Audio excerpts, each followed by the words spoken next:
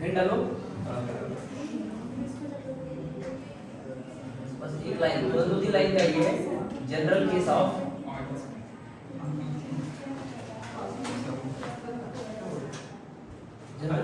EMI।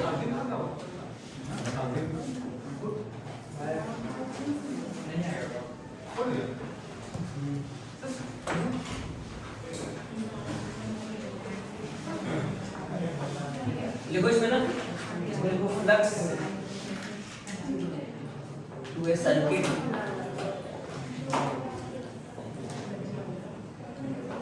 Can change either by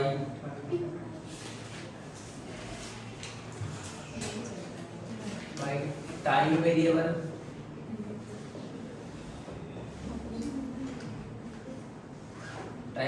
magnetic field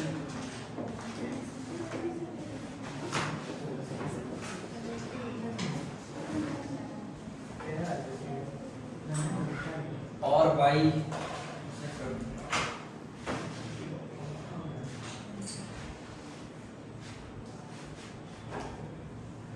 by mechanical motion of the circuit।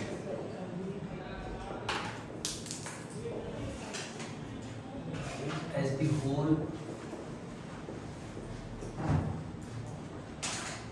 or some part of magnetic field।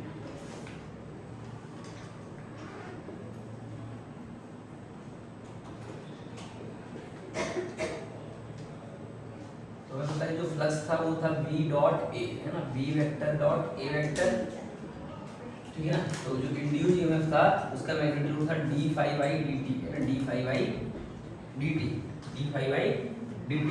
और d phi क्या था, BA, मतलब B dot A by dt, ठीक है ना। तो EMF जो आ जाएगा वो आ सकता है इन दो चीज से, चाहे मतलब यहाँ पर रूल लगाओ, कौन सा रूल, प्रोडक्ट रूल। तो B कांस्टेंट तो ये आ जाएगा dA by dt, अगर A कांस्टेंट तो dB by dt, है। तो ये दो चीजें आएगी। तो ये जो dA by dt वाला है ये है मोशनल ईएमएफ की वजह से, ये है मोशनल ईएमएफ की वजह से जो आता है, दिख रहा है नहीं वाला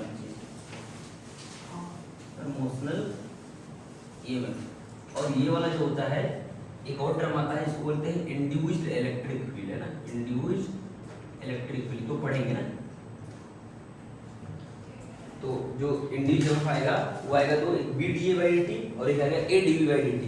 मतलब एक बार अगर एरिया चेंज हो रहा होगा तो ईएमएफ बढ़ चुके हैं, और जब मैग्नेटिक फील्ड मतलब टाइम वेरिंग मैग्नेटिक फील्ड होगा तो उस केस में क्या आएगा, इंड्यूस्ड इलेक्ट्रिक फील्ड आएगी। उसको हम पढ़ेंगे दो चार लेक्चर बाद, है ना, अलग लास्ट में एकदम।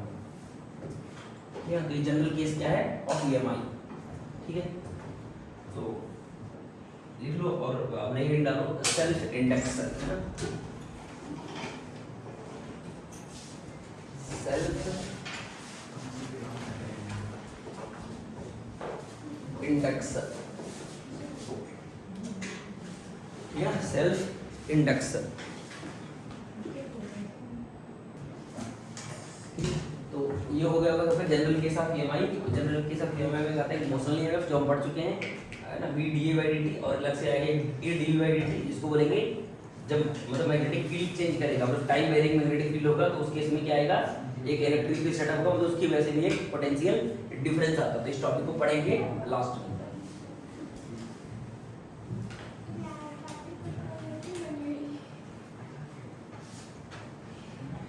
ठीक है ना। तो हम पढ़ रहे हैं, अब अगला टॉपिक है सेल्फ इंडक्शन, है ना, सेल्फ इंडक्शन। तो सेल्फ इंडक्शन क्या होता है कि जैसे मान लो कोई, है ना, कोई करंट कैरिंग कॉइल है ना, तो ना अभी लिखवाऊंगा, मैं लिखना समझ ना, एक करंट कैरिंग कॉइल है, ठीक है, करंट कैरिंग कॉइल है ऐसे, ठीक है। इसमें करंट पास हो रहा है, मतलब खुद के अंदर से क्या हो रहा है, करंट पास हो रहा है, ठीक है, ऐसे। तो अगर खुद के मतलब करंट, अगर लूप में करंट पास हो रहा है तो क्या होगा, इससे मैग्नेटिक फील्ड लाइंस बनेगी ना, कैसे बनेगी, ऐसे कर्ल करोगे ना, ऐसे कर्ल करोगे तो मैग्नेटिक फील्ड लाइंस ऐसे बनेगी, तो कुछ ऐसा बनेगा, मतलब इधर से इन करेगा और इधर से आउट, ऐसा। तो ये बार मैग्नेट की तरह बिहेव करता है, इसे हमें पता है ये चीज, ऐसा कुछ है ना। तो इसका मतलब क्या होगा कि जैसे जैसे इसमें करंट की वैल्यू बढ़ाओगे तो खुद के अंदर से क्या होगा, खुद का फ्लक्स पास करेगा। मतलब देखो खुद जो लूप है वो खुद की वजह से क्या हो रहा है, अरे खुद में क्या पास कर रहा है, मैग्नेटिक फील्ड लाइन पास कर रहा है। मतलब खुद ही की वजह से क्या हो रहा है, खुद में मैग्नेटिक फील्ड लाइंस पास कर रहा है, तो फ्लक्स पास कर रहा है। अब इसका मतलब अगर इसकी वैल्यू कम और ज्यादा करोगे तो इससे क्या होगा, इससे पास होने वाला मैग्नेटिक फ्लक्स क्या करेगा, चेंज करेगा। तो खुद की वजह से क्या आएगा, इसमें वोल्टेज आ जाएगा, जिसको बोलेंगे सेल्फ इंडक्शन। क्या बोलेंगे, सेल्फ इंडक्शन। समझ में आ रहा है। जैसे जैसे लूप में तुम करंट मतलब आई की वैल्यू को चेंज करोगे तो इससे पास होने वाला मैग्नेटिक फील्ड लाइंस भी क्या करेगा, चेंज करेगा। हमें पता है कि जब भी किसी कॉइल से लिंक फ्लक्स में क्या होगा, चेंजेस होगा, तो उसमें क्या जाता है, ईएमएफ इंड्यूस हो जाता है फैराडे लॉ के अकॉर्डिंग। कितना होता है, rate of change of flux के इक्वल। तो अगर तुम आई की वैल्यू को बढ़ाओगे तो इससे पास होने वाला मैग्नेटिक फ्लक्स, यानी खुद के अंदर में खुद की वजह से क्या होगा, खुद के अंदर एक फ्लक्स पास होगा। और करंट अगर चेंज करोगे तो मैग्नेटिक फील्ड लाइंस की वैल्यू क्या होगी, कम और ज्यादा होगी।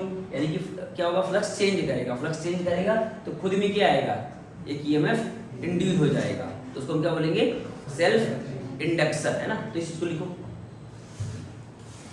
तो पहले लिख लेना फिर बना देंगे। तो the phenomena of production,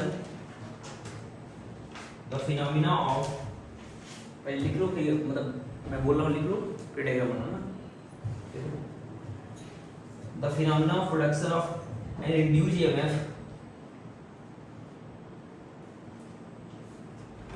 the phenomena of production of the phenomena of production of the phenomena of production of an induced EMF, देखा, the phenomena of production of an induced EMF in a coil, the phenomena of production of an induced EMF in a coil due to change in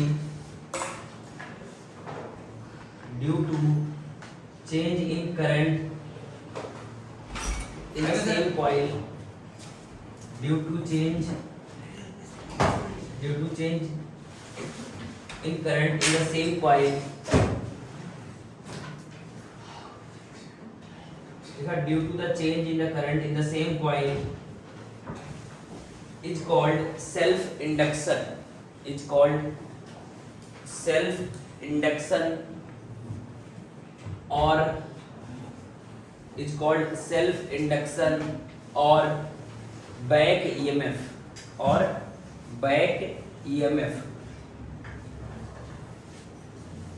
ठीक है, तो ये हो गया।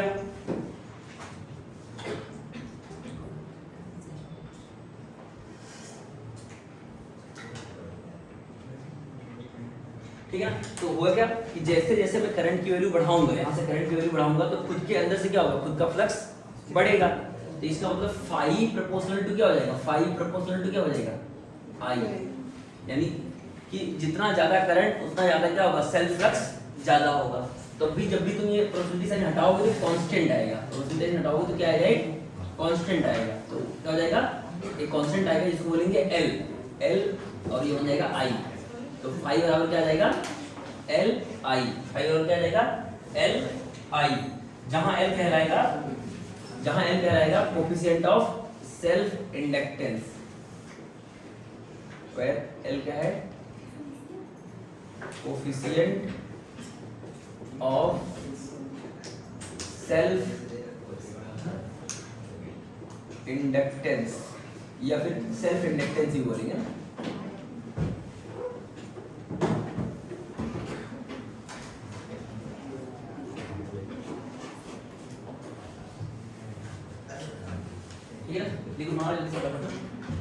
तो phi बराबर क्या आ गया, L I. Phi equal to क्या आ गया, एल आई।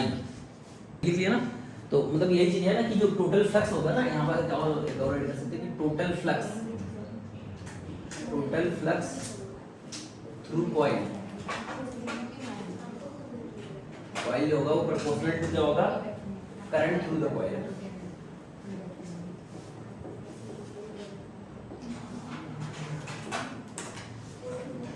कॉइल तो वही 5 प्रोपोर्शनल टू आई, तो 5 बराबर आ जाएगा एल आई, जहां एल कहलाएगा कोएफिशिएंट ऑफ सेल्फ इंडक्टेंस, या फिर सिंपली क्या बोलो, सेल्फ इंडक्टेंस। ठीक है ना। तो एक काम करते हैं, सेल्फ इंडक्टेंस की डेफिनेशन लिख लेते हैं ना, ये भी आता है ना सेल्फ इंडक्टेंस क्या होता है ना। तो छोटा सा हिंट रख लो, सेल्फ, बातें नहीं करो यार, सेल्फ इंडक्टेंस एल लिखो इसमें। देखो it is the property of, it is the property of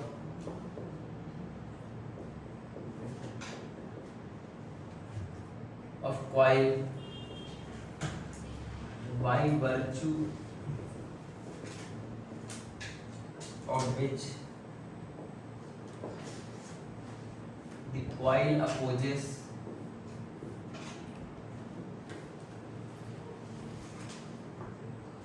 any change in the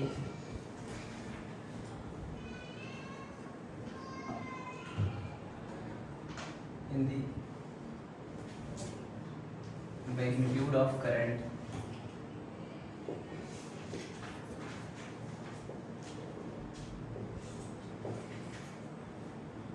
flowing through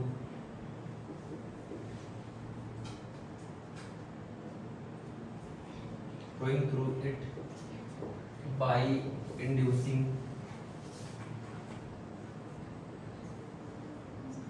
an EMF।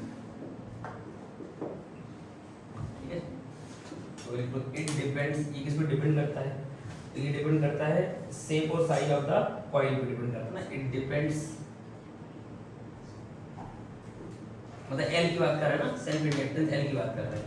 तो ये क्या है, मतलब किसी भी कॉइल का क्या है, प्रॉपर्टी है, जिससे क्या करता है वो खुद के अंदर जो करंट का चेंज करते हैं उसका अपोज करता है। कैसे अपोज करता है, एक अपोजिट डायरेक्शन में क्या करेगा, ईएमएफ इंड्यूस करेगा। जैसे मान लो अगर करंट बढ़ रहा होगा तो करंट कम करने के लिए क्या करेगा, अपोजिट डायरेक्शन में खुद का एक ईएमएफ इंड्यूस करेगा। ठीक है ना। तो ये क्या हर एक कॉइल की क्या होगी, प्रॉपर्टी होगी।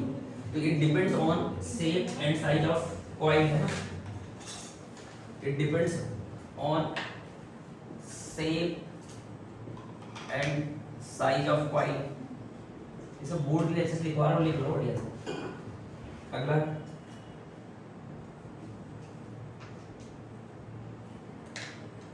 इट डिपेंड्स, परमेबिलिटी है ना, डिपेंड्स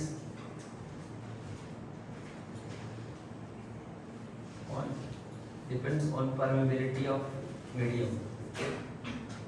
परमेबिलिटी है ना, परमेबिलिटी मतलब mu of medium.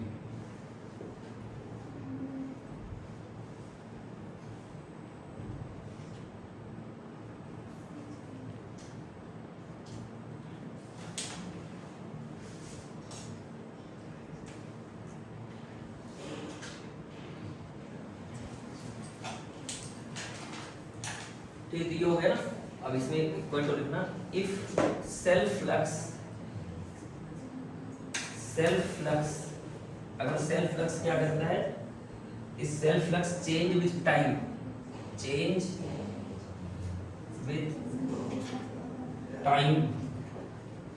It generate self induced EMF in the coil,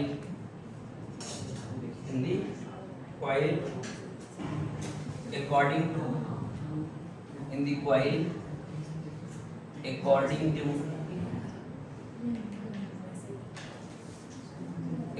to Faraday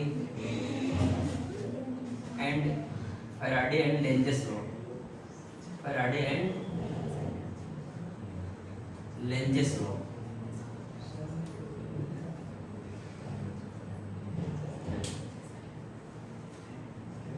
ठीक है ना। तो जो फाई आता है वो कितना आता है एल आई, फाई कितना आता है, तो इसी के नीचे लिखना ये चीज, जैसे फाई आ गया क्या, इसी के नीचे लिखना ना, फाई इक्वल टू क्या आ गया एल आई, तो इंड्यूज यूनिवर्स क्या आ जाएगा फैराडे के अकॉर्डिंग, ई इंड्यूज तो उत्तर आएगा d phi by D t, d phi by D T, तो डी फाई डी टी क्या हो जाएगा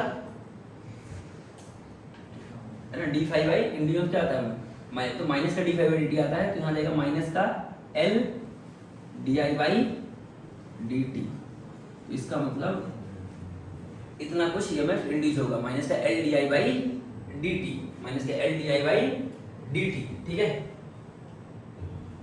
अब इसका जो अब हम एक डिवाइस पढ़ेंगे क्या, इंडक्टर, क्या पढ़ेंगे इंडक्टर, जैसे कि ये क्या हुआ, खुद का अपोज किया, तो इस प्रोसेस को हमने क्या बोला सेल्फ इंडक्शन, तो सेल्फ इंडक्शन की वजह से क्या आता है, सेल्फ इंडक्टेंस आता है, क्या आता है सेल्फ इंडक्टेंस, तो क्या करता है खुद के मतलब खुद में होने वाली चेंज का क्या करता है वो अपोज करता है, तो इतना ईएमएफ इंड्यूस करेगा, कितना ये करेगा माइनस का L D I by D T.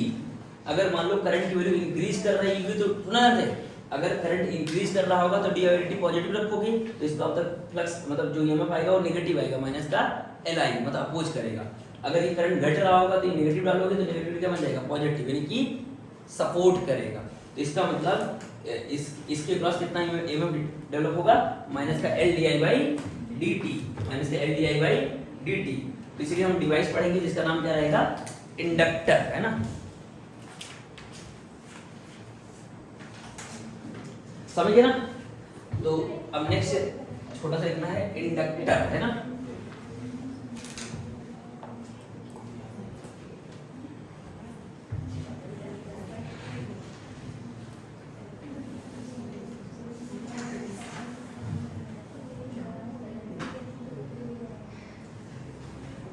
तो जैसे हमने पढ़ा था सुनना ना, जैसे अपने पढ़ा था करंट, उसमें करंट इलेक्ट्रिसिटी में क्या पढ़ा था कि क्या पढ़ा था, अगर मान लो रेजिस्टेंस है तो रेजिस्टेंस वहां बोला था बी प्रोपोर्शनल टू आई ना, क्या बोला था बी प्रोपोर्शनल टू आई, तो वहां से अगर परसेंटेज साइन डाल देते क्या आता है कांस्टेंट आता है, उसको क्या बोलते हैं रेजिस्टेंस, तो रेजिस्टेंस के लिए हमने डिवाइस पढ़ा था क्या रजिस्टर, उसी तरह से Q प्रोपोर्शनल टू क्या आया था B, तो वहां से हटाए थे तो क्या आया था कांस्टेंट आया था C, जिसको बोलते थे कैपेसिटेंस, तो कैपेसिटेंस की करस्पॉन्डिंग क्या आया था डिवाइस कैपेसिटर। ऐसे यहाँ पर क्या होगा 5 प्रोपोर्शनल टू क्या आएगा L, 5 प्रोपोर्शनल टू क्या आएगा I ना 5 प्रोपोर्शनल टू I, तो एक क्या है कांस्टेंट आएगा, क्या बोलेंगे उसको L मतलब सेल्फ इंडक्टेंस, तो उसके करस्पॉन्डिंग डिवाइस होगा क्या इंडक्टर, है ना, तो इंडक्टर क्या है इंडक्टर,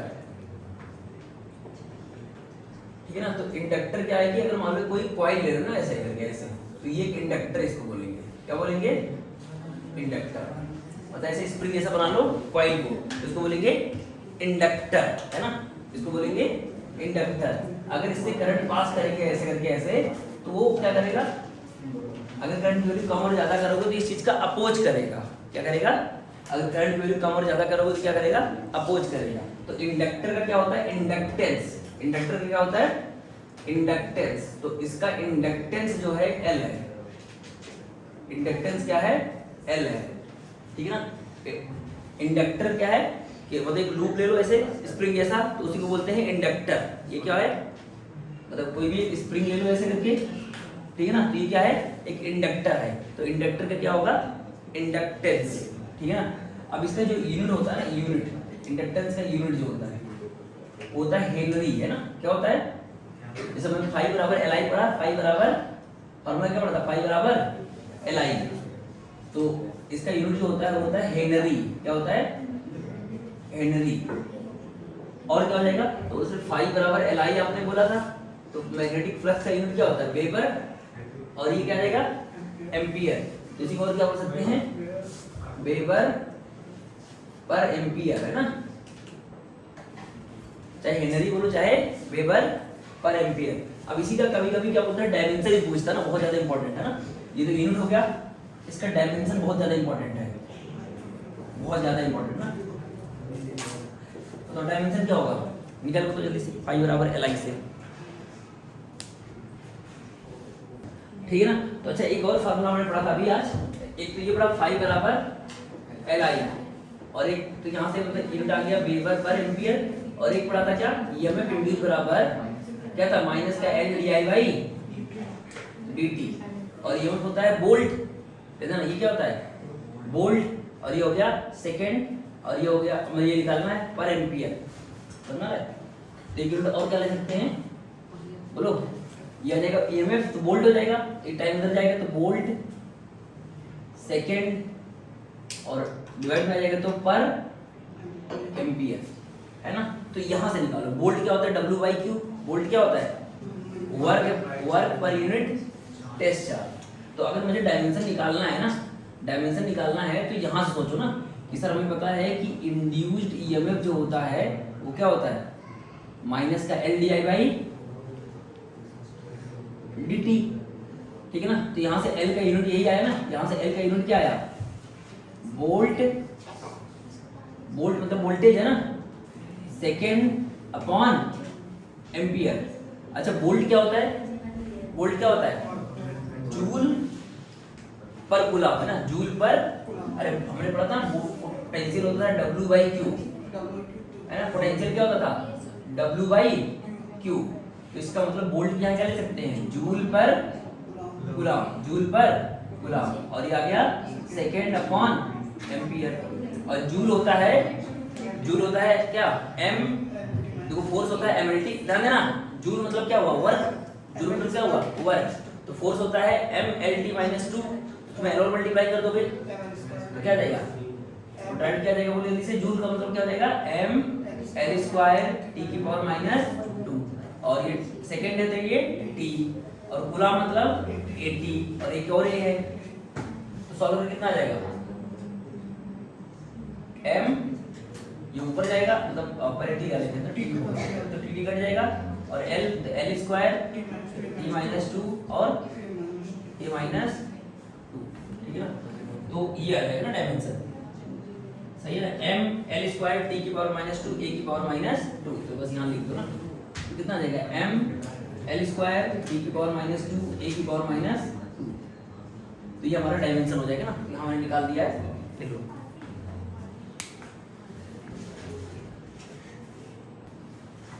ठीक है ना, तो ये हो गया। अब एक क्वेश्चन लिखो, देखो the current flowing,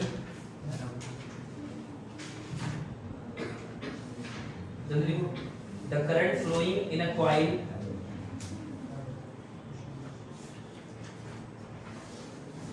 the current flowing in a coil,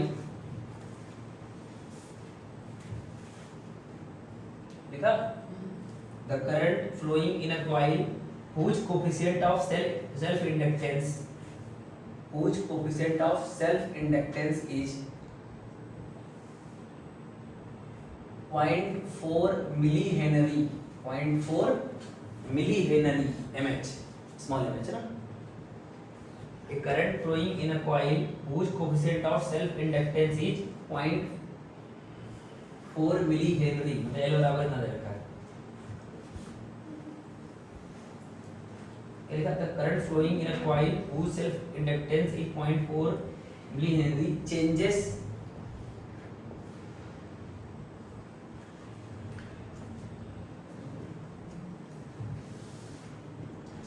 by 250 milliampere in 0.1 second. Find back EMF. Find back EMF, जल्दी कर दो जल्दी से, फाइंड बैक ईएमएफ मतलब इंड्यूस ईएमएफ, है ना। ठीक है, तो ट्राई करो जल्दी से,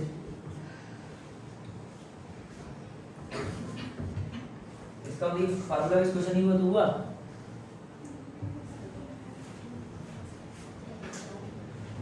तो क्वेश्चन में एल कितना दे रखा है 0.4 मिलीहेनरी, तो सर जो ईएमएफ आएगा बैक ईएमएफ, सिंपली उसका मैग्नीट्यूड जो होगा वो L delta I by delta T हो जाएगा। तो L कितना है बोलो 0.4 इंटू 10⁻³ हेनरी हो जाएगा। मिली को मतलब एसआई यूनिट चेंज कर लोगे। और डेल्टा कितना, करंट कितना चेंज हुआ, 250 मिली एम्पियर। 250 का चेंज आया तो 250 इंटू 10⁻³ और समय कितना लगा, 0.1 सेकेंड। सॉल्व कर लो इसको, जब सॉल्व करोगे तो आएगा 10⁻³ वोल्ट, यानी कि 1 मिली वोल्ट, 1 मिली ये हो जाएगा।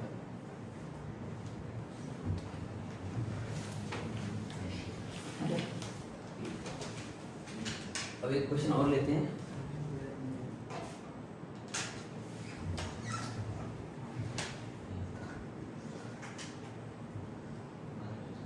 मान लो एक लूप है, ऐसे लूप है, इसकी रेडियस r है, रेडियस क्या है, r है, और कैपिटल N क्या है, नंबर ऑफ टर्न है, नंबर ऑफ टर्न है, और इसमें I करंट फ्लो कर रहा है ना, इसमें I करंट फ्लो कर रहा है ना, I current through coil.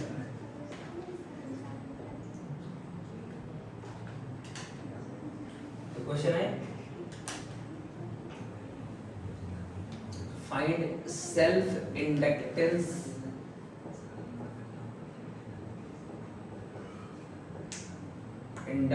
Of coil.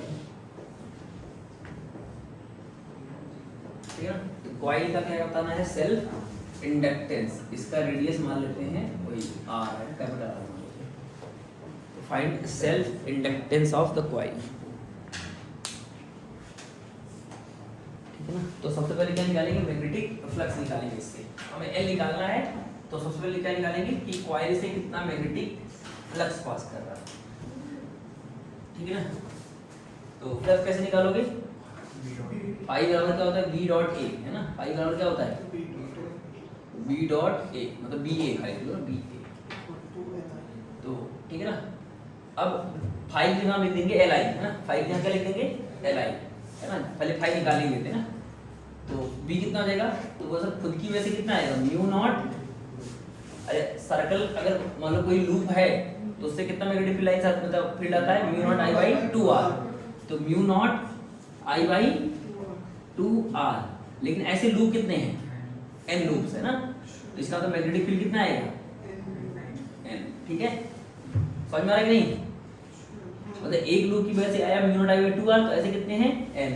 अच्छा एरिया क्या होगा, लूप का एरिया, खुद का एरिया, तो एक का एरिया कितना होगा, पाई r स्क्वायर, और अरे इस लूप का एरिया कितना होगा, पाई r स्क्वायर। लेकिन ऐसे कितने लूप्स हैं, n लूप्स है, तो किसका मल्टीप्लाई होगा, n का। हाँ एक ही जगह है ना पूरा, क्या होगा सभी का एरिया। हाँ अरे अगर मान लो ढेर सारे से लूप्स हैं तो एरिया किसका लोगे, सबका लोगे, सब सबकी वजह से फ्लक्स हो रहा है। अरे ये आया मैग्नेटिक फील्ड और ये आया खुद का एरिया, खुद का एरिया कितना होगा, तो एक लूप होगा तो पाई r स्क्वायर, अगर n लूप्स होंगे तो n पाई r स्क्वायर, तो ये आ गया। तो इसका मतलब फ्लक्स की वैल्यू कितनी आ गई, ये तो अच्छे से लिखो कितना आएगा। अब फाई की क्या लिख दो, फाई, ये हमारा फाई आ गया है ना, फाई आ गया, तो फाई क्या लिख दो, l इंटू आई ना, l इंटू आई, तो थोड़ा अच्छे से लिखो तो क्या आएगा, म्यू नॉट आई बाद लिखना, आई कट जाएगा ना, और यहाँ क्या जाएगा, और म्यू नॉट अपॉन 2 बचेगा क्या, 2 और एक r से r कट जाएगा, और क्या बचेगा, यहाँ पाई बचेगा ना, पाई, और क्या बचेगा, n स्क्वायर, नहीं n स्क्वायर रहेगा ना, n स्क्वायर, और क्या बचेगा, r, बस ये बचा, और i है ना, तो i और i कट जाएगा, तो l की वैल्यू कितनी आ गई, mu not pi upon 2 n square, ये हमारा आ गया सेल्फ, क्या गया, सेल्फ इंडक्टेंस आ गया। समझे कि नहीं, तो इसका मतलब सेल्फ इंडक्टेंस कितना डिपेंड कर रहा है, नंबर ऑफ लूप्स पे। अगर लूप को डबल कर दोगे तो सेल्फ इंडक्टेंस कितना आ जाएगा, 4 टाइम्स हो जाएगा। रेडियस को डबल कर दोगे तो सेल्फ इंडक्टेंस डबल हो जाएगा, यानी n के स्क्वायर के प्रोपोर्शनल आ रहा है। ठीक है, लिख लो जल्दी से।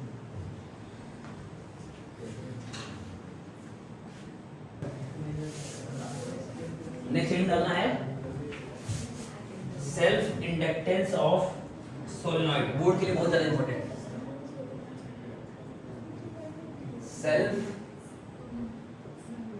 Inductance of A solenoid. अच्छा, सोलेनॉइड कैसा, आइडियली हमें पढ़ना है ना। Self inductance of A solenoid, self inductance of A solenoid. Nine डालो जल्दी से, self inductance of A solenoid. तो बोर्ड के लिए डेफिनेशन बहुत ज्यादा इंपॉर्टेंट है ना।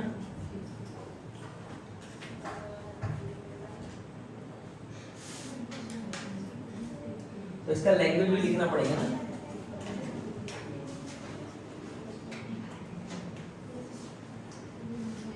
ठीक है, तो ये मान लो हमारे पास एक सोलेनॉइड है ऐसे,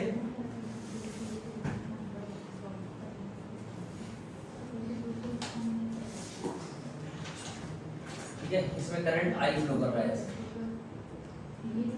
और ये इसका एक्सिस है। ठीक है ना, ये एक्सिस ऑफ सोलेनॉइड है।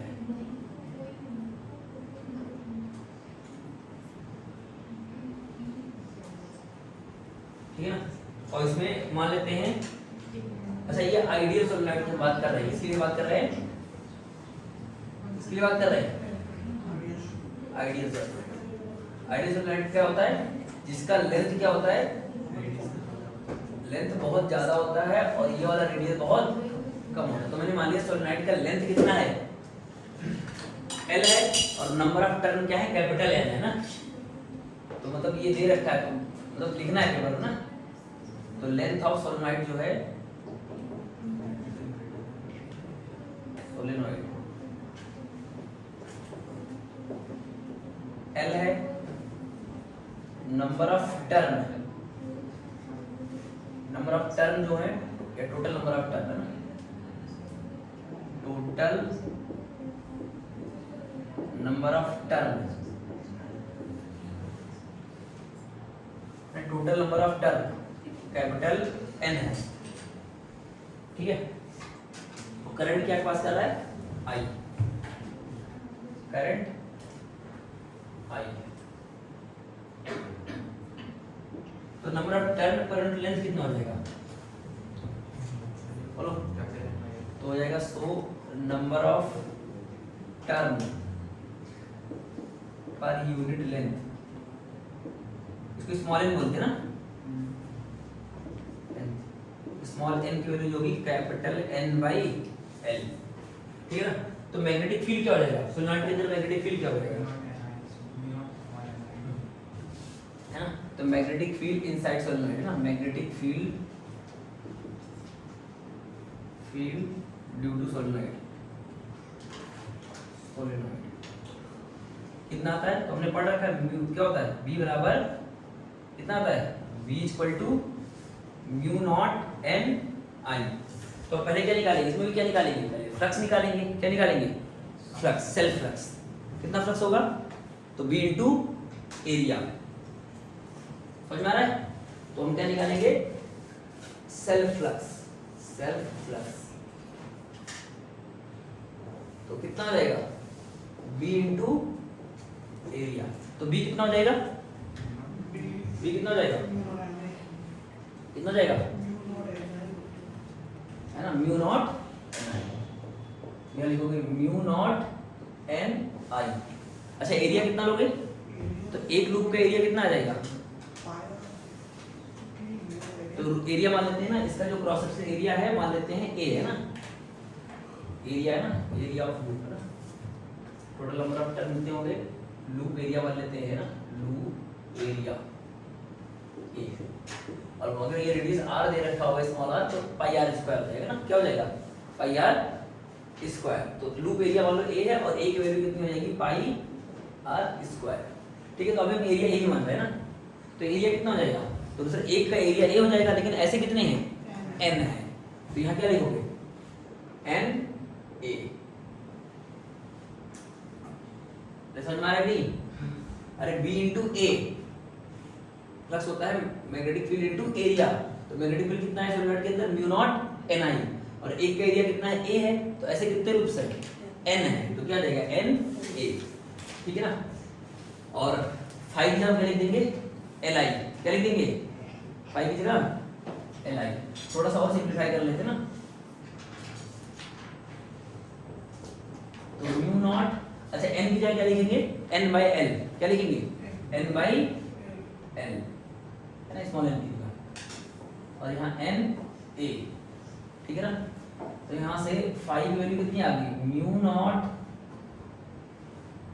N square A by L into I, ये मान लो इक्वेशन नंबर फर्स्ट, और हमें पता है फाइव बराबर क्या होता है, L I, equation number second. इन दोनों कंपेयर कर लो ना, बाई इक्वेशन 1 एंड 2, अगर कंपेयर करोगे तो 5 में क्या लिखोगे, एल इंटू आई,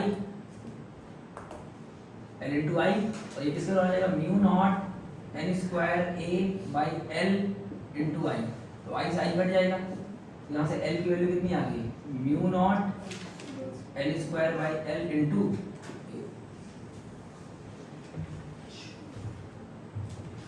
ठीक है ना, तो ये आ जाएगा। अच्छा अगर स्मॉल एन के टर्म में लिखना है तब, स्मॉल एन के टर्म में लिखना है तो क्या लिखोगे, हाँ एन एल लिख दोगे, एन एल, तो इसी को और क्या लिख सकते हो, और करके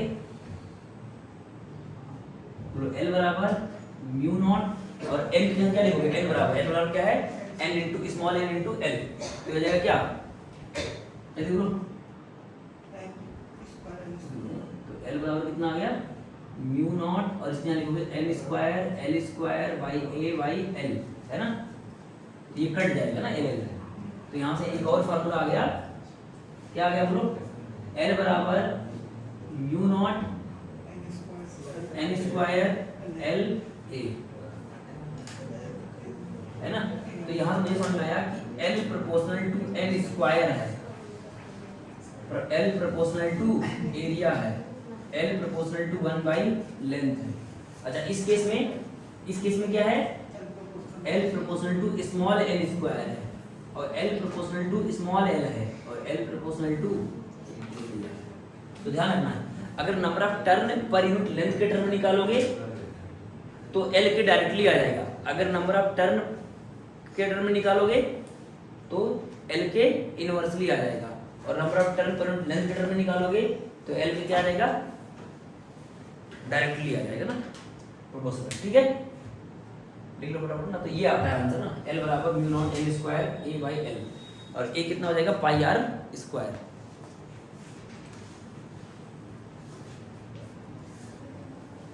ठीक है, तो ये पार्ट हो गया। ऐसे ही तुमने टोराइड का भी निकाल लोगे ना, टोराइड का निकाल लोगे ना, देखो टोराइड भी क्या होता है, सोलेनोइड ही होता है ना, तो बस उसका मैग्नेटिक फील्ड कितना आता है, उसका भी इतना आता है ना, म्यू नॉट एन आई आता है, लेकिन इसी को तुमने ऐसे कर देते हो तो इसका मतलब एन की वैल्यू कितनी जाती है पूरा, तो अगर टोराइड को तुमने ऐसे बना दिया, सर्कल बना दिया ना, तो इसका मतलब जितना इसका रेडियस है उतना उसका क्या होगा, सर्कमफेरेंस के बराबर उसका लेंथ हो जाएगा, तो बस एन की जगह क्या आ जाएगा, capital N upon 2 pi R into I, तो ये आ जाएगा मैग्नेटिक फील्ड। तो इसको क्या कर दोगे, इसका फ्लक्स निकालोगे तो v इनटू a करोगे, तो b और a कितना हो जाएगा, n इनटू a, है ना, n इनटू a, मतलब एक का मतलब n रूप से, और इनटू एक का एरिया ना, एक का मतलब पाई आर स्क्वायर, और b यहां पर कर दोगे, और फिर 5 बराबर क्या लिख दोगे, कैसे, अरे b को यहां पुट कर देना, और n into pi R square ना, आर ही तो है, ठीक है, ठीक है, कौन सा, ये वाला एरिया, अरे इसका, हाँ इसका एरिया ये वाला होगा ना, ये अलग एरिया होगा, जैसे ये वाला जो एरिया होगा वो होगा ये वाला, ये रेडियस ये वाला है ना, ये तुमने ऐसे बनाया, ऐसे करके ऐसे ऐसे ऐसे, तो ये एवरेज रेडियस है, और ये वाला क्या है, ये वाला एरिया ना, ये वाला आर हो जाएगा, ठीक है। फिर 5 आवर क्या कर देना, एल आई कर देना, और ये तो बता ही दिया ना कि अगर तुम आयरन रॉड सोलेनोइड के अंदर डाल देते हो तो उससे क्या होगा, म्यू की वैल्यू बढ़ जाएगी ना, म्यू की वैल्यू बढ़ जाएगी तो सेल्फ इंडक्टेंस बढ़ जाएगा। अगर डाईमैग्नेटिक मटेरियल भरोगे तो कम हो जाएगा, फेरो बढ़ोगे तो बहुत ज़्यादा बढ़ जाएगा ना सेल्फ इंडक्टेंस। ठीक है, अब कुछ चीज़ें और हैं, अब सर्किट वाले क्वेश्चन करते हैं ना इसके।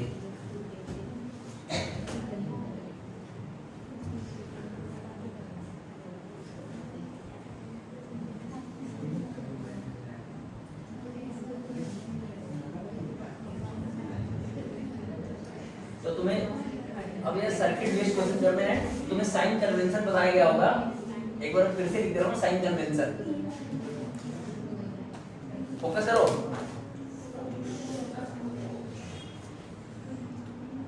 साइन कन्वेंशन क्या बताया गया था कि जैसे मान लो किसी रजिस्टर के थ्रू अगर करंट फ्लो कर रहा है ऐसे, और इधर से मैं इधर जाता हूँ, तो वोल्टेज क्या मिलता है, ड्रॉप मिलता है।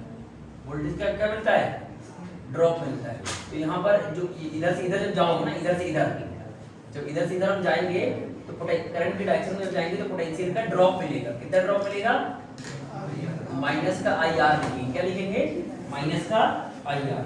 तो बोल सकते हो potential decreases by I into, मतलब आई आर से पोटेंशियल डिक्रीज करेगा। तो करंट की डायरेक्शन में क्या करोगे, पोटेंशियल को डिक्रीज कर दोगे, तो सिंबल मतलब क्या लिखोगे, माइनस का आई आर। अगर अपोजिट जाओगे तो प्लस का आई आर, ये हमने पढ़ा था। ऐसे ही बैटरी के अंदर क्या होता है, जैसे बैटरी है, फोकस करो, अगर बैटरी के पॉजिटिव मतलब नेगेटिव टर्मिनल से पॉजिटिव तरफ जाते हो ना, तो बैटरी के पॉजिटिव से नेगेटिव तरफ जाते हो, इधर से इधर जाओगे तो पोटेंशियल का इंक्रीज मिलेगा। तो लिखोगे प्लस ई, यानी कि बोल सकते हो पोटेंशियल इंक्रीजेस बाई ई। ठीक है ना। और अगला है कैपेसिटर में क्या था, जैसे कैपेसिटर है, इसका कैपेसिटेंस मान लेते हैं C है, इस पे चार्ज है प्लस Q, इस पे माइनस Q, और मैं इधर से इधर जाता हूँ, मतलब प्लस मतलब पॉजिटिव प्लेट से नेगेटिव, तो कितना पोटेंशियल का ड्रॉप आएगा, कितना आएगा, V की वैल्यू माइनस का Q बाई C। तो यहाँ पे क्या करोगे, potential decreases by Q by C। मतलब अगर पॉजिटिव से नेगेटिव की तरफ जाओगे तो पोटेंशियल डिक्रीज लिखोगे, कितना लिखोगे, माइनस का Q बाई C। और आज जो पढ़ा आज है ना, कि अगर कोई इंडक्टर है, अगर कोई क्या है, इंडक्टर है, और इसमें करंट मान लो इससे I पास कर रहा है, तो इधर से इधर जब जाओगे ना, इधर से इधर, तो जो वोल्टेज में वोल्टेज का वो लिखोगे माइनस का L D I by D T, minus का L D I by D T. ठीक है ना। मतलब इधर से इधर जाने पर क्या होता है, अगर करंट की वैल्यू इंक्रीज कर रही होगी तो पोटेंशियल ड्रॉप आएगा, अगर करंट की वैल्यू डिक्रीज कर रही होगी तो पोटेंशियल का इंक्रीज आएगा, है ना। इसका मतलब यहाँ से बोल सकते हो potential decreases by L D I by D T, ऐसे बोलेंगे।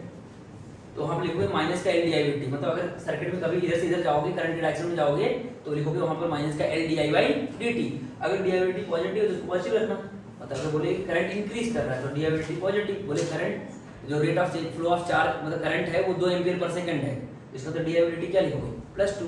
बोलेगा rate of flow of current जो है वो डिक्रीज कर रहा है 5 एम्पीयर पर सेकंड से, तो यहाँ क्या लिखोगे, -5, तो माइनस क्या हो जाएगा, प्लस हो जाएगा।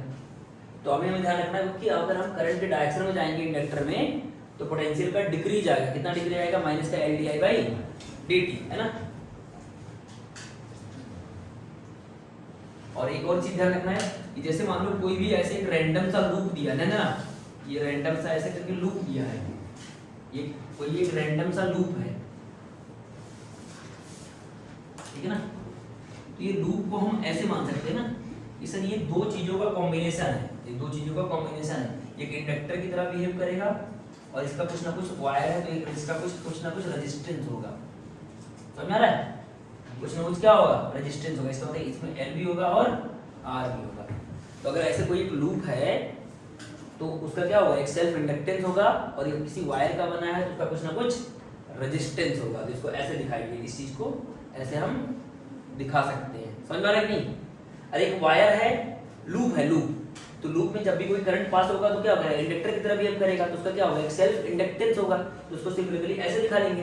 और इसका एक वायर का बना हुआ है तो उसका कुछ ना कुछ रेजिस्टेंस होगा तो उसको ऐसे दिखा लेंगे। तो अगर ये लिखा है तो इसको हम ऐसे सर्किट में दिखा सकते हैं कि अच्छा इसका एक सेल्फ इंडक्टेंस होगा, एक रेजिस्टेंस। समझ गए ना? बना लो जल्दी से, अभी 2 क्वेश्चंस करेंगे ना इसके।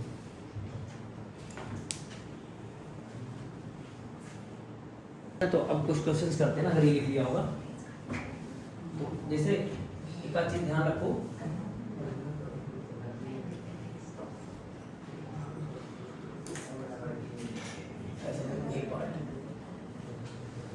सुनना आंसर ना। जैसे मान लो ये इंडक्टर है ना, ये पॉइंट ए है और ये पॉइंट बी है, इसका सेल्फ इंडक्टेंस एल है और इसमें करंट आई जा रहा है। तो इधर से इधर में अगर मैं इक्वेशन मतलब वो लगाऊं ना, केवीएल लगाओ, केवीएल। तो ए से स्टार्ट किया, सुना फोकस करो, ए से स्टार्ट किया, ए से स्टार्ट किया, ध्यान देना, ए से स्टार्ट किया और हमें बी तक आना है। अब इसमें चलोगे तो क्या आएगा, पोटेंशियल का ड्रॉप आएगा। तो क्या लिखोगे, माइनस का L D I by D T. और कहाँ पहुंच गए, बी पहुंच गए, तो इसके बराबर हो जाएगा बी बी के। इसका मतलब B A minus B B कितना आ जाएगा, L D I by D T. समझे कि नहीं? ऐसे ही अगर मान लो, ध्यान देना सब कुछ है ना, सारी चीजें कि इंडक्टर भी है, रजिस्टर भी है, कैपेसिटर भी है ना, ये ए पॉइंट है और ये बी पॉइंट है, इससे करंट आई फ्लो कर रहा है ना। तो क्या लिखोगे, इसका सेल्फ इंडक्टेंस एल है, रजिस्टर आर है, कैपेसिटेंस सी है। तो क्या लिखोगे, बी ए माइनस बोलो L D I by D T, और यहाँ क्या लिखोगे, माइनस का आई आर, और यहाँ लिखोगे माइनस का क्यू बाई सी बराबर एल डी, है ना, ऐसे लिखोगे। ठीक है ना? तो इसी पे क्वेश्चन कर लेते हैं फिर। ठीक है, क्वेश्चन ये है,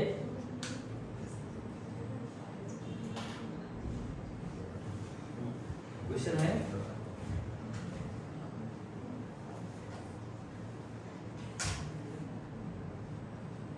यहाँ पे एक बैटरी लगी हुई है, एक रजिस्टर लगा हुआ है यहाँ पर, ये बी पॉइंट है और ये ए पॉइंट है। इसका सेल्फ इंडक्टेंस है, मान लेते हैं 3 हेनरी है, ठीक है, और ईएमएफ है 5 वोल्ट, और जो आर है वो मान लेते हैं 2 ओम है। तो क्वेश्चन है find potential difference between A and B. इसका फर्स्ट पार्ट है व्हेन आई इक्वल टू, इसमें जो करंट जा रहा है, व्हेन आई इक्वल टू मान लेते हैं 2 एम्पियर कांस्टेंट करंट ना, अगर कांस्टेंट करंट है। Second, when I equal to 2 ampere and increasing at the rate of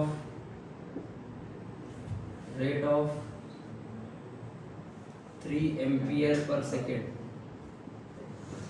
3 ampere per second. Third, when I की वैल्यू मान लेते हैं 4 ampere and decreasing at a rate of 2 ampere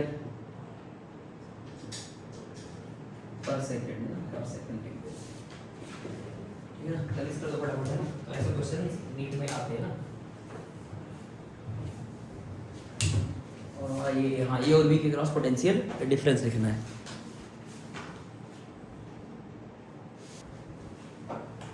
ठीक है ना? तो देखते हैं, जल्दी से फटाफट कर लेते हैं।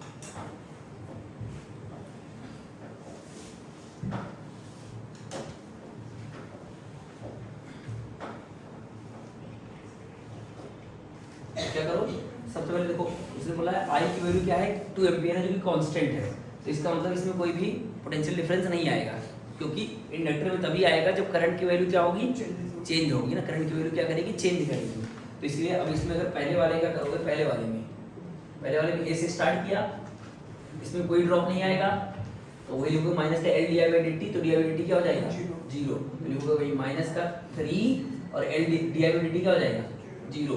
अच्छा यहाँ से यहाँ को तो पोटेंशियल का इंक्रीज मिलेगा, तो प्लस का 5, यहाँ डिक्रीज मिलेगा, तो माइनस का आई आर है ना, माइनस का आई आर, तो आई है 2 और आर भी कितना है? 2, और कहाँ पहुँच गए? बी बी पे पहुँच गए। तो इसका मतलब B A minus B B कितना हो जाएगा? तो ये बनेगा 4 और ये बनेगा 5, तो इधर आएगा -1 वोल्ट। ठीक है ना, ये आ गया। सेकेंड बोला when I equal to 2 ampere and current increasing at a rate of 3 ampere per second, मतलब करंट इस बार इंक्रीज कर रहा है, तो फिर से लगाओगे फार्मूला, ए से स्टार्ट किया है ना, ए से स्टार्ट किया और यहाँ पर लिखोगे माइनस का L D I by D T और प्लस का 5 माइनस का आई आर, माइनस का आई इंटू 2 बराबर बी बी, है ना, ये लिखोगे ना बी ए, और यहाँ लिखोगे माइनस का L D I by D T और यहाँ प्लस का 5 और यहाँ पर माइनस का आई आर बराबर बी बी, और सारी वैल्यू पुट कर दो। बी ए निकालना था, एल कितना है? 3, और करंट क्या कर रहा है? इंक्रीज कर रहा है, तो डी आई बाई डी की वैल्यू कितनी हो जाएगी? 3 हो जाएगा, और 5 और आई कितना है? 2, तो 2 इंटू 2 बराबर, ये कितना हो जाएगा? -9 प्लस 5 माइनस का 4 इक्वल टू, तो कितना आ जाएगा? कितना आ गया? 8 वोल्ट आ गया ना, 8 वोल्ट आ गया। ऐसे अगर थर्ड पार्ट करो, थर्ड पार्ट, अब बोला आई की वैल्यू 4 एम्पियर है, लेकिन इस बार करंट क्या कर रहा है? डिक्रीज कर रहा है, तो फिर से वही लिखोगे B A minus L D I by D T, और यहाँ इंक्रीज जाएगा तो प्लस का 5 और यहाँ आएगा माइनस का आई आर इक्वल टू, अब आई अब एक है ना, यहाँ पर एल कितना दे रखा है? 3, और यहाँ पर D I by D T, इस बार करंट क्या कर रहा है? डिक्रीज कर रहा है। अरे करंट क्या कर रहा है? ध्यान देना, डिक्रीज कर रहा है, कितना? 2 एम्पियर पर, तो D I by D T रखना है -2 रखना है, क्या रखना है? समझ आ रहा है? अरे यहाँ क्या बोला है? Decreasing eight a rate of 2 ampere per second, यानी कि D I by D T क्या रखना है? ध्यान देना, माइनस रखना है। वहाँ इंक्रीज कर रहा था, तुमने क्या रखा था? D I by D T plus रखा था, यहाँ क्या रखना है? माइनस, ये प्लस 5 और आई कितना है? 4 है ना, 4 इक्वल टू बी बी, तो कितना आ जाएगा? तो ये बी ए और ये बन जाएगा 6 वोल्ट, 6 और ये 5 और ये माइनस का 8 इक्वल टू बी बी, तो B A minus B B कितना आ गया? माइनस का 3 वोल्ट। समझ गया ना ये चीज? लिख लो ना, बस ध्यान देने की बात थी, यहाँ करंट क्या कर रहा है? डिक्रीज कर रहा है, इसलिए डी आई बाई डी क्या रखना है? -2 रखना है। बोला 2 एम्पीयर पर सेकंड से डिक्रीज कर रही है तो -2, और बाकी जो जैसे करते हैं वैसे करेंगे। ठीक है, ठीक है, कल मिलते हैं। ठीक है, ये क्वेश्चन देखते हैं, ये क्वेश्चन है ना, पहला क्या है? देखो ध्यान से, बीपी माइनस बीक्यू निकालो ना, तो यहाँ से स्टार्ट करो, है ना, यहाँ से पी पॉइंट से क्या लिखोगे? पी पॉइंट से स्टार्ट किया तो लिखोगे बीपी, फिर है ना, रजिस्टर में क्या है? ड्रॉप आएगा तो आई इंटू आर, है ना, क्या लिखोगे? माइनस का आई आर, तो 20 और आर कितना है? 10। फिर कैपेसिटर में आ गया तो कैपेसिटर में ड्रॉप आएगा माइनस का क्यू बाई सी, तो कितना लिखोगे? माइनस क्यू 30 और क्यू मतलब है 10 की पावर -6, और सी कितना है? 2 इंटू 10 की पावर -6, मतलब क्यू बाई 6, क्यू बाई सी कर दिया। फिर देखो यहाँ गए तो यहाँ से 20 एम्पियर आ रहा था, इधर 10 एम्पियर, तो इधर कितना हो जाएगा टोटल? 30 एम्पियर, और इसमें ड्रॉप आएगा कितना? माइनस का L D I by D T, minus का L D I by D T, यानी 5 D I by D T, 5 D I by D T. ठीक है, और फिर इसमें जाएगा तो इसमें करंट कितना जाएगा? 10 और 20 मतलब 30, तो आई आर 5, आर कितना है? मतलब आई है 30 और आर है 5। फिर वहां पर क्या आएगा? ड्रॉप आएगा बैटरी में, मतलब हम हायर से लोअर जा रहे हैं, तो माइनस का 40 इक्वल टू क्या जाएगा? We Q. ठीक है ना, सारी वैल्यू पुट कर लो, तो ये कितना आ गया? 200, ये कट गया, ये आ गया माइनस का 15 5 और करंट डिक्रीज कर रहा है किससे 0.1 से, तो डिक्रीज कर रहा है तो यहाँ नेगेटिव डालना है, क्या डालना है डी/dt का माइनस का 0.1 डालना है, तो माइनस का 0.1 डालना है ना, और ये बनेगा 150 है ना, और ये बनेगा माइनस का 40 बराबर BQ। इसको जब अच्छे सॉल्व करोगे तो BP माइनस BQ कितना आ जाएगा 404.5 वोल्ट, ठीक है ना, ये आ जाएगा। ठीक है, अब ये वाला क्वेश्चन देखो ना, क्वेश्चन नंबर 2, ठीक है, ये क्वेश्चन नंबर 1, ये क्वेश्चन नंबर 2 और ये 3, ठीक है ना। तो 2 में क्या करना है, हमें निकालना है जैसे कि ये स्विच क्लोज करेंगे तो क्या होगा करंट फ्लो होगा, तो हमें बताना है कि इस इंडक्टर में current as a function of time क्या होगा, ठीक है ना। स्विच को हमें क्लोज करना है, तो जैसे मैं स्विच को क्लोज करूंगा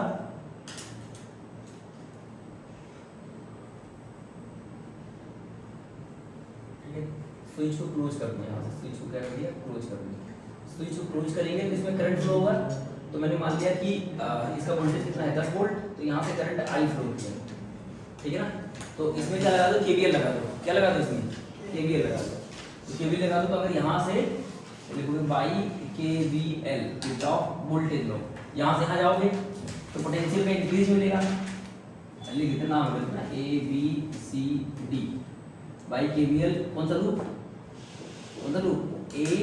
ABCDA, तो ए से स्टार्ट करोगे तो पोटेंशियल का इंक्रीज मिलेगा तो 10, और यहाँ इसका इंडक्टेंस कितना था 2, ठीक है ना। तो मतलब यहाँ पर आएगा माइनस का LdI/dt इक्वल टू क्या जाएगा 0। अरे तो यहाँ से स्टार्ट किए गए वापस उसी पॉइंट पे आ गए, तो सभी पोटेंशियल का ड्रॉप का सम मिला के क्या होना चाहिए 0, ठीक है ना। तो अब सबको इधर ले आओ, तो क्या रहेगा 10 बराबर L की वैल्यू कितनी है 2, तो 2dI/dt, ठीक है ना। तो ये उधर चला जाएगा, तो DI की वैल्यू कितनी आ जाएगी 5dt, कितनी आ जाएगी 5dt। अब दोनों तरफ इंटीग्रेट कर दो ना, दोनों तरफ क्या कर दो इंटीग्रेट कर दो। जब समय 0 था तब कोई करंट नहीं था, जब समय t हुआ तो करंट मान लो सर्किट में I हो गया होगा, है ना। तो DI का इंटीग्रेशन क्या आ जाएगा I, लिमिट बंद कर दो ना, तो लोअर लिमिट अपर लिमिट और 5, और यहाँ पर dt का इंटीग्रेशन क्या आ जाएगा t, लिमिट बंद कर दो लोअर लिमिट अपर लिमिट, और लिमिट को स्प्लिट कर दो, तो upper limit minus lower limit, यहाँ पर 5 upper limit minus lower limit, तो I की वैल्यू कितनी आ गई 5t। तो करंट जो बनेगा वो कुछ ऐसा बनेगा, अगर I वर्सेस टाइम का ग्राफ बनाओगे तो ऐसे लीनियर ऐसा बनेगा, लीनियरली इंक्रीज करेगा करंट, है ना।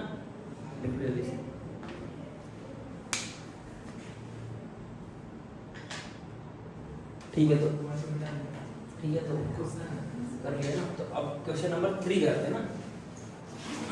3 में क्या बताना है, switch is closed eight t equal to 0, find current in the circuit eight t equal to 4 second, तो 4 सेकंड पे करंट निकालना है ना।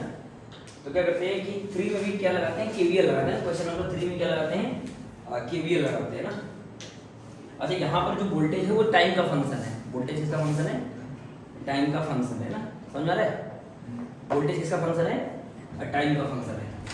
और क्वेश्चन नंबर 3 देखिए, है ना, क्वेश्चन नंबर 3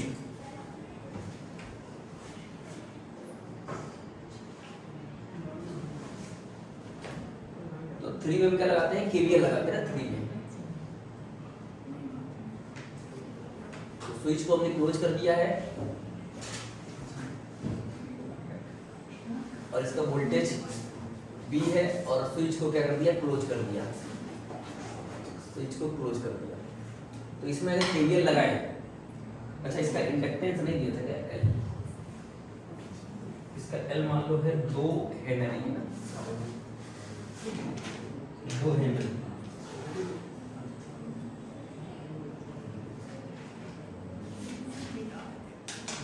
दो हेनरी, ठीक है। और ये ग्राफ ठीक है, तो 2 हेनरी दे रखा है। तो अब सिंपल क्या करो, इसमें KVL लगा दो ना, KVL ABCD, तो लोग सर इन लूप ABCD, ठीक है। तो बोलोगे बाई KVL, अगर KVL लगाओगे, ठीक है ना, अगर KVL लगाओगे तो क्या होगा, कितना लिखोगे आप, V जैसे जाओगे तो V और इधर आएगा माइनस का L DI बाई dt, यानी कि 2 DI by dt equal to 0, है ना। मतलब यहाँ से गए वापस आ गए, तो अगर मैं इसको इधर भेजूंगा तो क्या आएगा, 2 DI बाई dt, ठीक है। इसको मिटा देते हैं ना,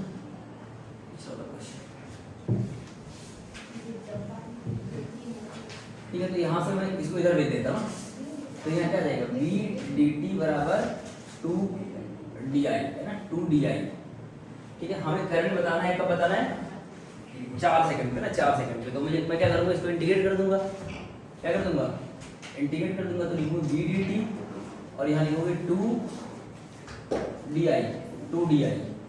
और लिमिट क्या डालोगे, जब समय मतलब जब समय 0 था तब करंट क्या था, कुछ भी नहीं था।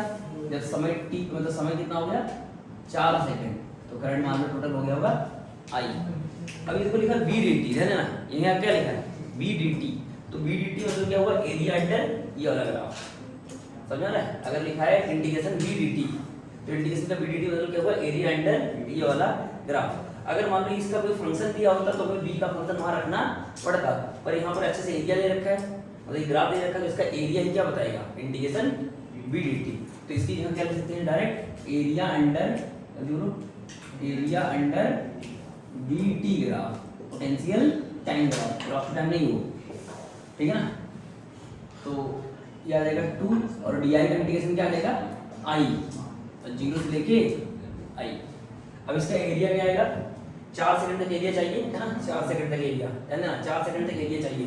तो हम साइड में ये वाला बना लेते हैं जल्दी से, अपना ग्राफ जो भी था, ये ऐसे था, ऐसे था, ये ग्राफ ऐसे था। तो हम क्या करते हैं, कौन सा एरिया लेना है मुझे, ये सारे एरिया लेना 4 सेकंड तक वाले।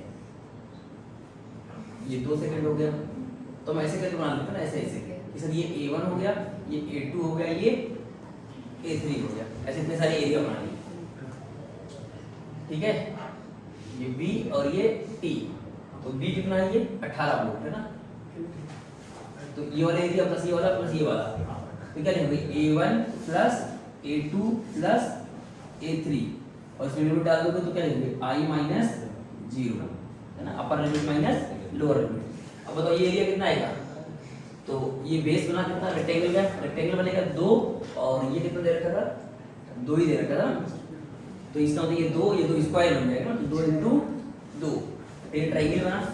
तो 1/2 बेस कितना है, ट्राइंगल 1/2 बेस इंटू हाइट, और हाइट कितनी है, 18 से मतलब 2 से 18 यानी कि 16। फिर A3 बड़ा सा ट्राइंगल, तो बेस कितना बना, 2, यानी 1/2 बेस कितना है, 2, और हाइट कितनी है टोटल 18, और इक्वल टू कितना आ जाएगा, 2I।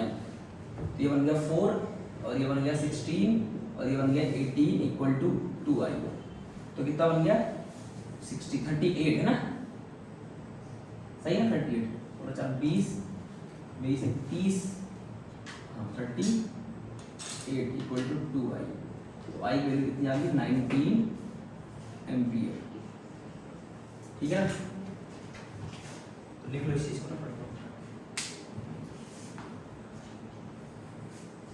हाँ। अगर यही क्या होता है कि पोटेंशियल जो होता है किसी का फंक्शन होता है, तब मुझे क्या करना पड़ता है, इंटीग्रेट करना पड़ता है, पर अच्छे से ग्राफ बना के दे रखा है, तो हमने क्या निकाल लिया, area under potential time graph, क्योंकि इंटीग्रेशन v dt बन रहा है, ठीक है। तो ये हो गया। अब नेक्स्ट टॉपिक है, देखो कॉम्बिनेशन ऑफ इंडक्टर, डालना है कॉम्बिनेशन ऑफ इंडक्टर।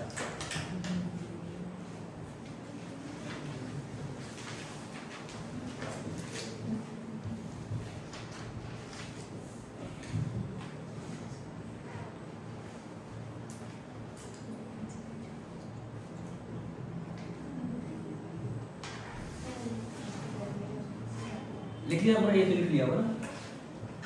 तो हेडिंग क्या डालना है, कॉम्बिनेशन ऑफ इंडक्टर,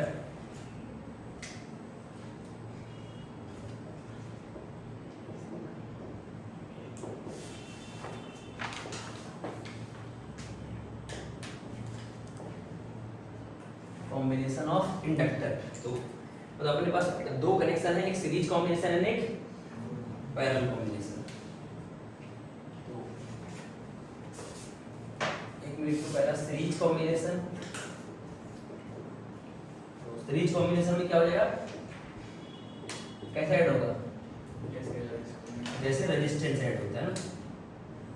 मतलब सीरीज कॉम्बिनेशन में क्या होगा कि जैसे मान लो ये बहुत सारे इंडक्टर हैं, ऐसे एक इंडक्टर, दूसरा इंडक्टर, तीसरा इंडक्टर, इसको हमने किसी बैटरी या फिर वोल्टेज सोर्स से कनेक्ट कर दिया, मान लेते हैं ई से कनेक्ट कर दिया, ठीक है ना। इसका इंडक्टेंस L1 है, इसका इंडक्टेंस L2 है, इसका इंडक्टेंस L3 है।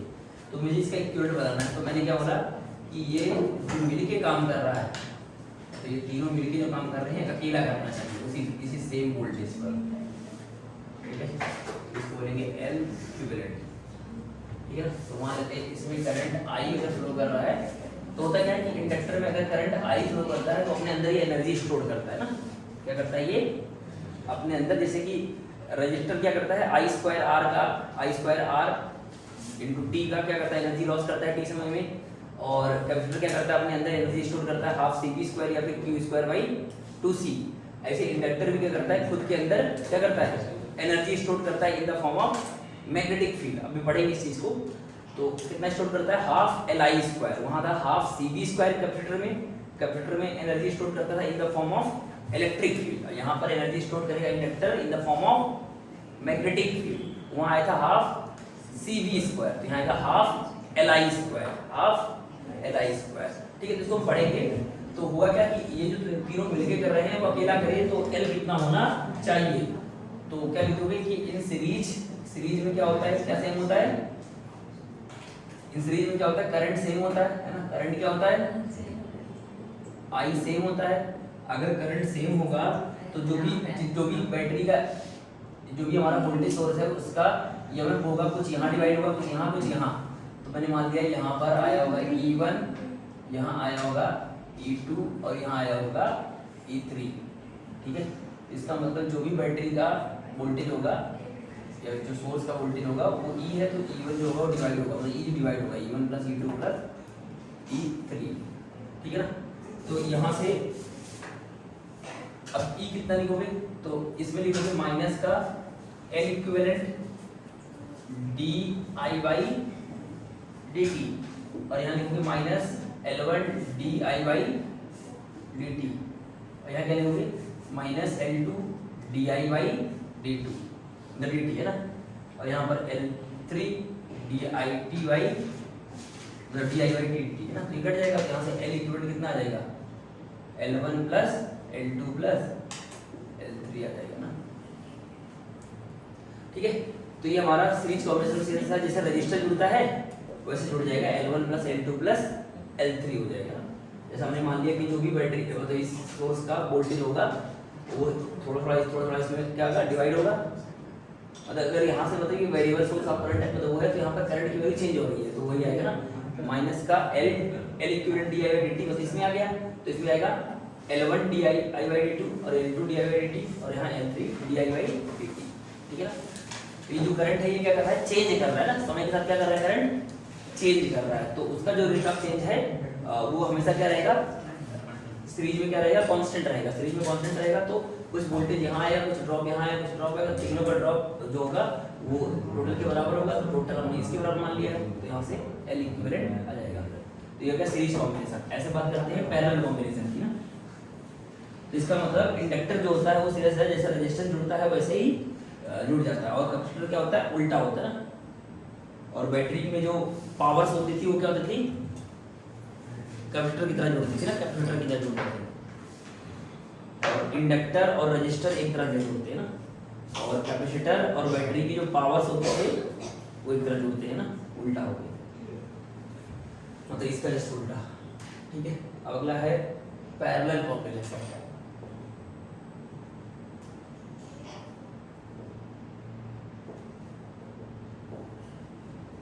तो पैरेलल कॉम्बिनेशन में क्या होगा कि इंडक्टर क्या होगा, पैरेलल में होगा, पैरेलल बना लेते हैं ये,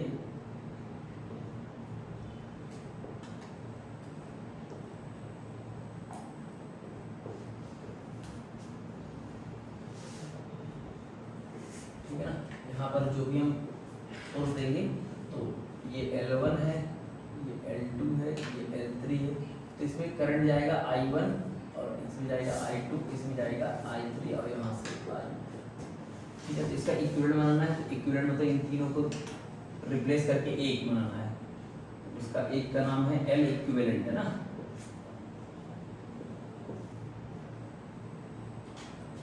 तो इसमें जो भी करंट जाएगा I, तो उसका रेट ऑफ चेंज हो जाएगा di/dt। तो अब क्या बोलोगे, इन पैरेलल क्या होता है, पोटेंशियल डिफरेंस सेम होता है, पोटेंशियल डिफरेंस सेम, ई सेम, ठीक है, ई सेम रहेगा। यानी कि इसका मतलब इस बार करंट जो होगा वो डिवाइड होगा, तो करंट जो होगा वो I1 plus I2 plus I3 होगा, ठीक है ना। करंट होगा I1 plus I2 plus I3।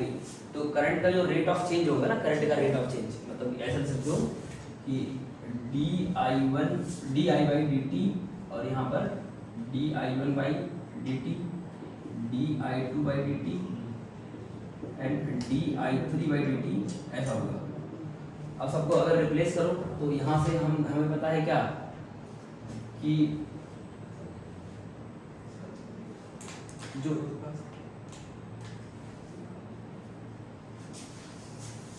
हाँ जो भी तुम्हारा E होगा ना, E वो किसके बराबर होगा, L D, मतलब सबके क्रॉस वोल्टेज सेम है ना, तो यहाँ पर जो E होगा वो आ जाएगा L di1/dt L1, ऐसे ही माइनस L2 di2/dt माइनस का L3 di3/dt, और यही बराबर किसके होगा, L इक्विवेलेंट मतलब di/dt के बराबर होगा ना।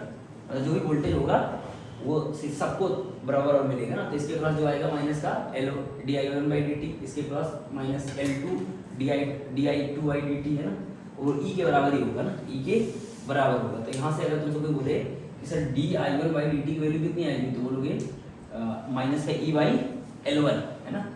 अगर यहाँ से निकालने बोले तो बोले सर di1/dt की वैल्यू कितनी आएगी, तो बोले माइनस E/L1, ऐसे ही di2/dt कितना आएगा, माइनस E/L2, है ना। ऐसे ही मतलब di3/dt वो आएगा माइनस का E/L3, ऐसे di/dt जो होगा वो E equivalent by L equivalent आ जाएगा ना, ठीक है। तो यहाँ पुट कर दो सारी चीजें, माइनस का आ जाएगा ना, तो यहाँ पुट कर दो तो क्या लिखोगे, minus E equivalent by L equivalent, तो यहाँ क्या लिखोगे, E अपॉन इक्विवेलेंट, तो मतलब E है ना, इक्विवेलेंट कितना होगा, E ही रहेगा ना, इक्विवेलेंट रहेगा क्योंकि ये सेम है ना, तो E रहेगा। तो यहाँ जाएगा E/L1 minus E/L2 minus E/L3, तो पड़ जाएगा, तो यहाँ से 1/L इक्विवेलेंट क्या जाएगा, 1/L1 plus 1/L2 plus 1/L2, तो ऐसे बन जाएगा। लिख लो फटाफट में।